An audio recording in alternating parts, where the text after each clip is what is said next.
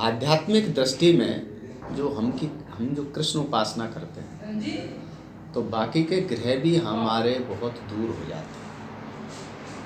जिनका राहु खराब है, केतु खराब है, शनि खराब है, हम लोग कहते हैं ना बृहस्पति खराब है, बुध खराब है, सूर्य खराब है, चंद्रमा खराब है, 9 जो ग्रह हैं, ये जब हमारे विकृत होते हैं तो तरह तरह के दुख और विधा मतलब पीड़िता करते रहते हैं। जैसे शनि खराब होता है तो पैरों में पीड़ा होती है, ब्लड खराब होता है, राहु खराब होता है, बुद्धि खराब होती है, बृहस्पति खराब होता है तो किसी की शादी नहीं होती है, सूर्य खराब होता है उसका तेज खत्म हो जाता है, चंद्रमा खराब होता है उसका सोमरस खत्म हो जाता है, शुक्र खराब होता है वैवाहिक जीवन खत्म हो जाता है।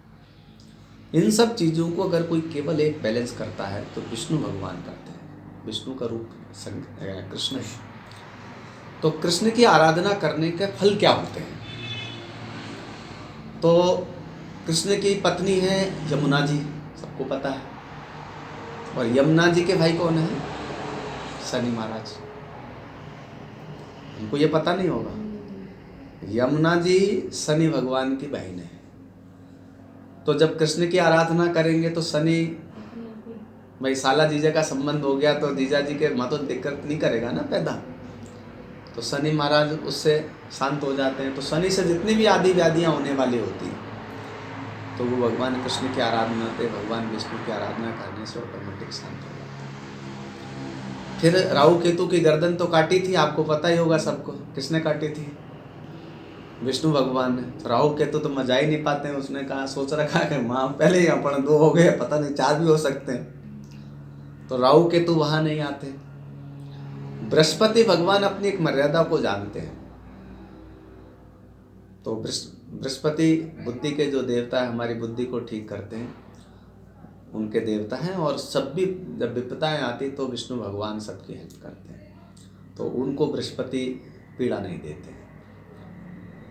राहु केतु की गर्दन काटी, उसमें सूर्य और चंद्रमा दोनों बीच में थे, क्योंकि सूर्य भगवान को राहु केतु ने बहुत तकलीफ दी थी, चंद्रमा को तकलीफ दी थी। और तकलीफ किसकी हरी? दोनों की हरी। सूर्य भगवान की तकलीफ को भी हरण किया था और चंद्रमा की को। तो विष्णु भगवान की आराधना करने के बाद चंद्रमा कहते हैं बकरी हो गया, सूरज तेज हो गया, ये शांत हो जाते हैं। शुक्र को मजबूत करने के लिए सबसे बढ़िया कृष्ण है। हमारे बॉडी के अंदर जो धातुएं होती है, जिसको हम लोग, वैसे तो 8 तरह की धातु होती है, रस, रक्त, मांस, मेद, अस्थि, मज्जा, शुक्र। उन धातुओं को पुलिष्ट करने के लिए, ताकतवर बनाने के लिए केवल कृष्ण का भोजन है। इसलिए कृष्ण को योगेश्वर कहा गया है। जितने भी इस धातु को पुष्ट करता है वो कृष्ण का भोजन भी उसका है। कृष्ण के भोजन में आपने देखो 56 भोग आते हैं। 56 भोग वही भोग हैं जो धातु को पुष्ट करते हैं, शुक्र को मजबूत करते हैं। तो जिनको शुक्र मजबूत करना है उनका वैवाहिक जीवन ठीक रहेगा, पुरुष तत्व ठीक रहेगा, महिला तत्व ठीक रहेगा, तो उनका वैवाहिक जीवन ठीक रहेगा। तो वो कृष्ण की आराधना से आता है। तो कभी आपको चाहिए तो भगवान के 56 भोग के जो झांकी होती है, ये 56 भोग जो होते हैं, रसमलाई, रबड़ी वगैरह, वो सब वही होते हैं। तो शुक्र मजबूत होते हैं। तो 9 ग्रहों की अगर आपको दिशाएं बदलनी हो, दशाएं बदलनी हो, दुख और व्याधियों से मुक्त होना है, तो कृष्ण की आराधना करनी चाहिए, विष्णु की आराधना करनी चाहिए। हम लोग पार्ट टाइम में पकड़ते हैं देवता, कभी केतु खराब है तो केतु के जप कर लेते हैं, राहु खराब है तो राहु के कर लेते हैं। लेकिन मेन जो हमको अगर आराधना करना है तो विष्णु भगवान की आराधना सारा। तो आपको एसिडिटी रहती है, तो एसिडिटी को हरण करने के लिए सबसे बढ़िया रसगुल्ले का सेवन। आप नियमितता से 200 रसगुल्ले सुबह शाम सेवन कीजिए, धीरे धीरे एसिड नाम की चीज़ खत्म हो जाएगी। विष्णु की आराधना हो गई, विष्णु का भोग हो गया और एसिडिटी खत्म। रसमलाई का प्रयोग कर सकते हैं, रबड़ी का प्रयोग कर सकते हैं एसिडिटी के लिए, कितनी भी तीक्ष्ण एसिडिटी हो।